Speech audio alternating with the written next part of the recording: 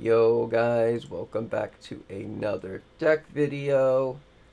My name is Daniel, and this time I am going to be doing a Kirin deck video for the Final Fantasy TCG because I kind of like this card. Kirin's kind of cool, you know? Play Kirin, flip some cards, play a dude. It's pretty nice, pretty nice. Pretty fun deck. Plays with a lot of fun 4-drops. This is going to be sort of a mono Earth build. I mean, all the backups are mono Earth. Most of the cards are Earth. You do have some off-color cards like Wind, Ice, and Water and a Lightning card. But that doesn't really matter since most of them are 4-drops and you get to play them out. And you have like your color fixing backups in there as well, like Kate Sif, Tyro, and Shantoto. You have cards like Star Sybil who can just play them, so it doesn't really matter.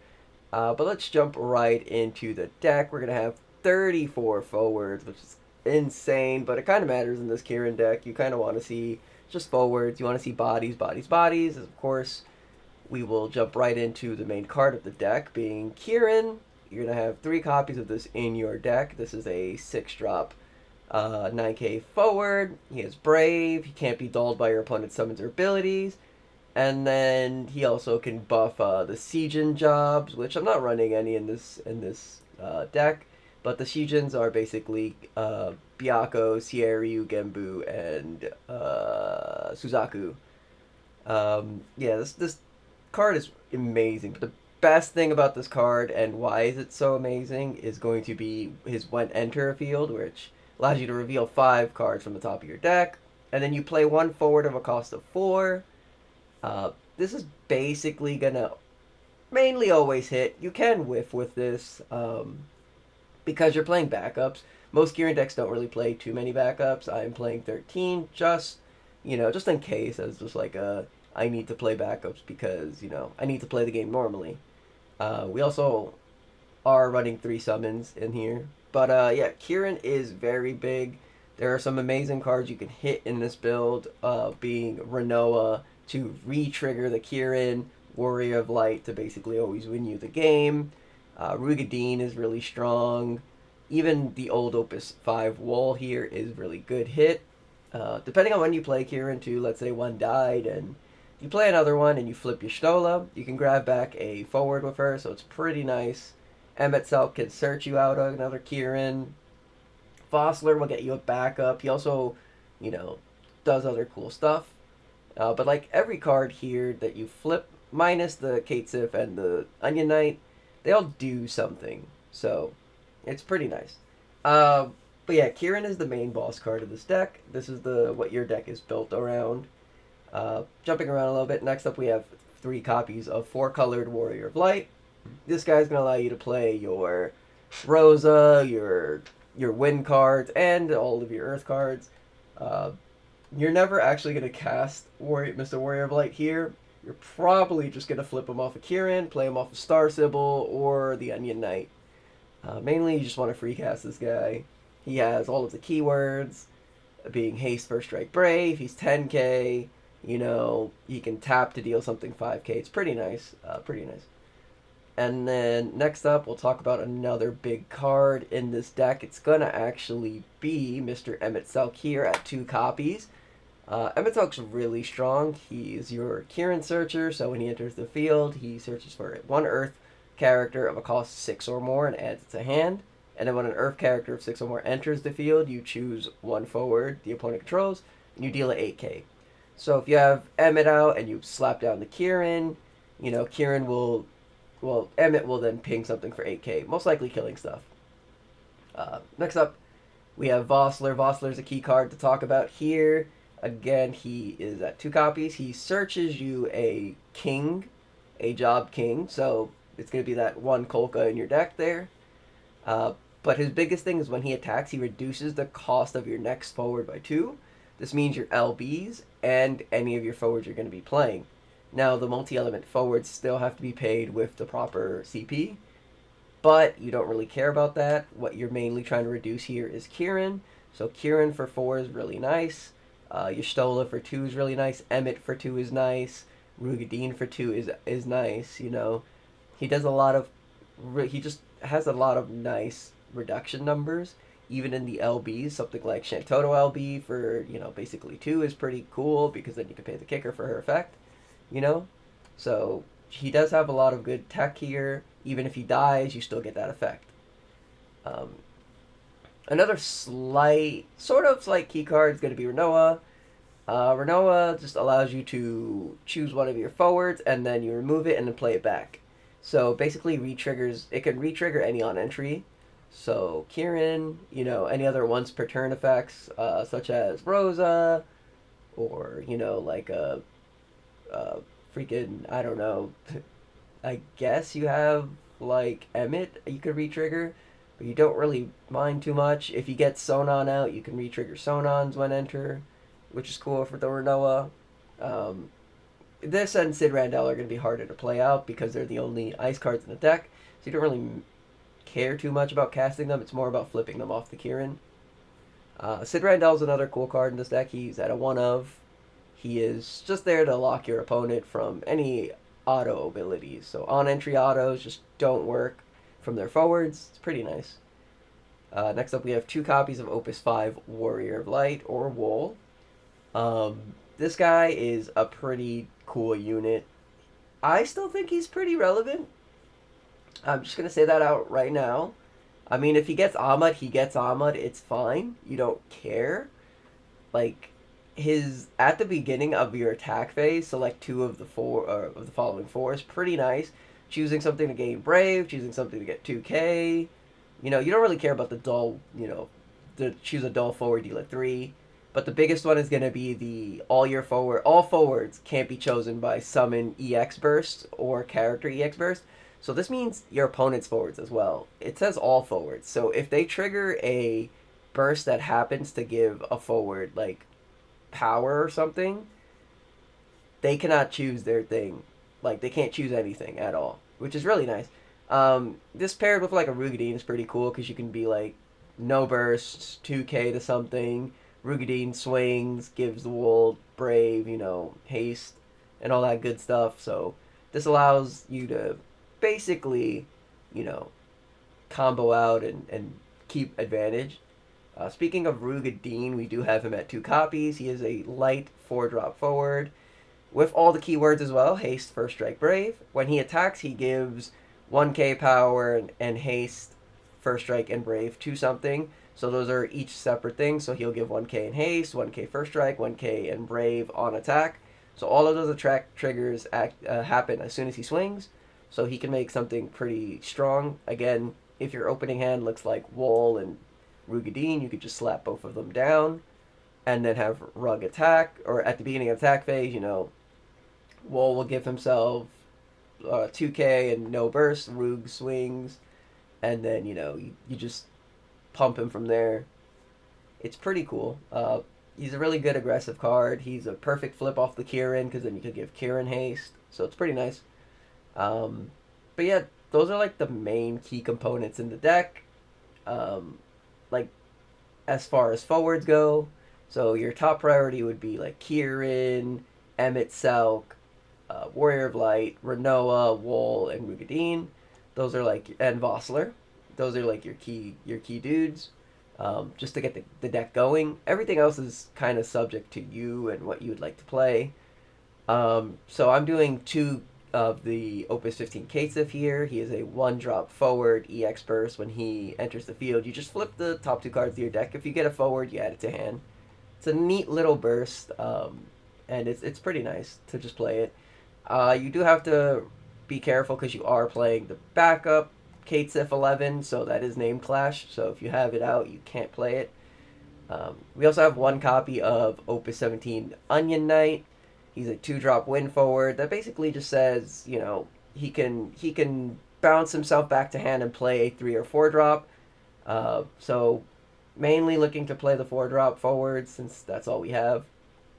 He also has an on entry of something can't attack or block, so it's pretty nice to basically flicker him back to your hand, play something, and do that.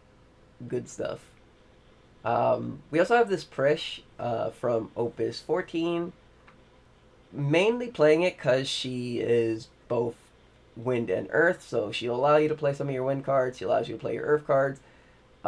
She isn't too bad of a card on its own. I mean, if you cast her, you can then pay to kick her to flip 5 cards, play one wind or earth character of 5 or less, so she can again play another body.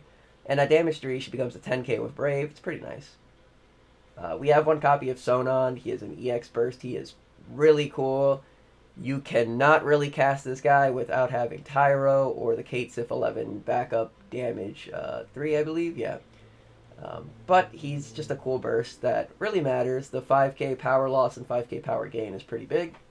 We have 2 copies of the Emperor from Opus 19. This is just a recursion card. He is a warp. If he's entered in due to abilities, you can choose either to remove all of the opponent's brick zone, or you can choose to add a forward back to hand. It's just another recursion tool. Next up, we have Sid Brave Exvius. I'm going to jump over to them, mainly because I think the beginning of attack trigger is pretty cool. So at the beginning of attack, you choose one of the 2 following, choose 2 characters, activate them, or all your forwards gain this forward cannot be chosen by your opponent's summons. So again, he's sort of like Wall here. If you at the beginning of attack phase, you could be like, no summons can touch my guys, or you could be like, I did the Renoa Kirin thing and I flipped this guy. Beginning of attack, reactivate Kirin. So Kirin is at least up on your opponent's turn. It's pretty cool. He also has when he's in the break zone, or when he's put from the field to the break zone, you could pay 3. If you do, you just play him back. It's alright. Again, 3 copies of Y'shtola here from Opus 24. She's an EX burst recursion tool. That's it. And our last forwards are going to be 2 copies of Cecil and 2 copies of Rosa. This is going to be the Opus 21 starter Cecil and the Opus 17 starter Rosa. So this Cecil is the one that pumps the Dissidia forwards by 2k. Again, you're playing Onion Knight, Rosa, and the Emperor here, which are all Dissidia forwards. And depending on your LBs, there are some other Dissidia forwards in there. So he can just make something out of nowhere big. He also can't be chosen by your opponent's abilities, and if he's dealt damage by your opponent's abilities, the damage becomes 0 instead. He also has a relevant S ability of just breaking a 4 or more, so it's pretty cool. Rosa combos with Cecil, so if you have Cecil, you choose 2 of the following. You pay 0 for her action ability, you can activate a forward or give a forward 1k power. You can only do this once per turn. Now this is really cool because, again, if you play Kirin, flip Renoa, target Kirin, play the Kirin again, flip the Rosa. If Cecil happens to be out, you could give Kirin, 1k and activate him, or you could just activate the Kirin. So, pretty cool, just little tech combos. But that's going to be it for the forwards. Our summons just going to be 3 Kusifs, just to recur. And then our 13 backups are going to be Kolka. This is going to be the Opus 18 Kolka. The 2-drop Earth backup that when he enters, you can discard a forward. If you do so, deal that forward's power, to one of your opponent's forwards. So this is a good way to, basically play him, discard a Warrior Light, 10k something. Pretty cool. Pretty simple. Play him at a 1 because you're probably not going to really trigger him all too often. But he's there. Next up, we have Opus 11 Tilica. This card is pretty useful with Vossler. So Tilica says, tap him when the cost required to play your characters is reduced by 1. So this makes your backups cheaper. This makes your forwards cheaper. This combined with Vossler makes your forwards reduced by 3. Just be in mind they cannot be reduced to 0. So you would have to, worry about that. But it's pretty fine. It's a pretty good card just to have as a backup that you play early on. And then you can play out all your other backups. You can play the Coco for 1, so that's pretty cool. Next up, we have Sarah Mobius. She just says, she's a burst that says, when she enters, you choose a Warrior of Light in your break zone, add to hand. This targets your Onion Knight, your Opus 5 wall, and your 4-color wall. So you have at least 3 targets here. Also, it targets Kryl, our next backup, Opus 18. She's mainly just going to recur a summon, so she can recur those Kusifs. Nothing too special about her, but that's all. So you at least have 4 targets with Sarah Mobius here. And then we talked about him already, but Kate's if 11 backup. He chooses when he enters, he chooses a forward, adds it to your hand, and on damage 3, he can tap for any element. Pretty nice. The most key important backup in the deck is going to be the 3 copies of Star Sybil. So she searches for an 11 character, so it could be forward or backup. Right now we have Kirin, Shantoto, Kate's if 11 backup, Kate's if 11 forward, Rugadine, and Prish, who are all 11 characters that Star Sybil can target. So it just depends on what you have out on the field in your hand. You just choose accordingly. She also has break her or tap her, break her, play 1 forward of 6 or less from your hand. So she can free play the Kirin, she can free play Wall, she can free play Rugadine. So she's basically just a way to free play your forwards. Next up, no real introduction needed for Tyro here, but we're playing 3 Tyro from Opus 11. He is just an EX burst, search a forward. He taps for any element. Really nice to have in a deck like this.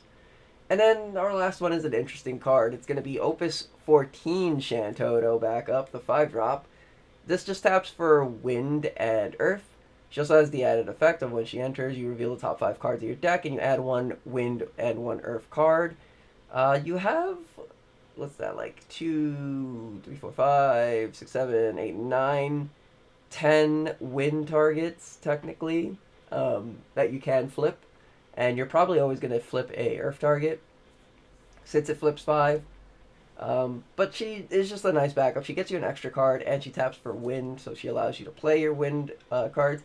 If you somehow manage to get this Tyro and Katsif out, you can then cast the Wall if you have one other backup out, which is pretty. If you're at that point, that's kind of amazing in a deck like this. But yeah, this is going to be the deck for Kirin that I'm using. You can build this in many different ways. There's many different 4-drops that you can just use. You can cut most of the backups if you want, if you don't really feel like you need them. I've seen this played Earth Lightning. I've seen this played with the Shijins. You can play Kirin in a multitude of ways. It just free plays bodies. Main cards you're probably going to use with this is going to be Emmet Selk, Renoa, and the Warrior of Light. Everything else is just up to you based on preference. This is what I've been trying out and basically what I've been enjoying.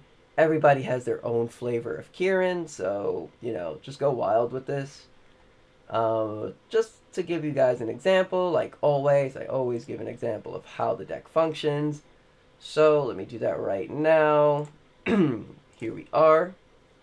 So, unfortunately, I do not own any copies of Kirin, so I do have a proxy for Kirin, and I'm also too lazy to get my Warriors of Light out of my Refia deck, so I have a proxy for those as well. But right now, this is going to be our Kirin proxy. This is a perfect hand. Anytime you see Kirin, just at the start of your game, you kind of just want to hold it. We'll draw into a Vossler. It's pretty nice. So you have 2 lines of play here. You can immediately go for the Kirin, or you can have your opponent think about what you're playing. You could do like something like this, where you just go, I'm going to pitch Sid and Star Sybil, play Vossler, right? Vossler is going to search me a king, that king being your backup, right, being the Kolka. So you play the Kolka, we search the Kolka, and now we could either pass turn here, because, we have Kolka in hand, and if they play a body, we can threaten to kill it, potentially. So we could just, pass turn here. They would go, most likely play backups, if they're not playing anything aggressive. Be your turn again. Right? This is perfect. Now we can either play Tilica, or we could just say, fuck it, go to combat. Vossler swings. Vossler will trigger. If they don't hit a burst, it's cool. Then we go, alright, Vossler triggered. Now it's time to go, funny style. Probably pitching the Star Sybil here again with the Onion to go Kirin for 4. And then Kirin effect will flip. Bam. So here I can go Y'shtola to recur either Onion Knight or Sid. I could go Rosa here. Rosa will, would probably be the best thing to play out right now. So I would actually just play the Rosa. Rosa, reactivate Vossler, pass turn. So now you have 3 forwards active on your opponent's turn. If they're not playing anything like a Shinryu or something to dull freeze your 2 guys and kill the Kirin miraculously, this is pretty scary. They already took 1 point of damage. You know, your next cards are gonna be. This is gonna be my 4-colored wall proxy. Uh, your next turn is pretty scary because now you have Kolka, so you can just go pitch Tyro, Kolka, pitch Warrior of Light, kill their forward. 10k their forward because of Kolka's effect, and then this is just dangerous.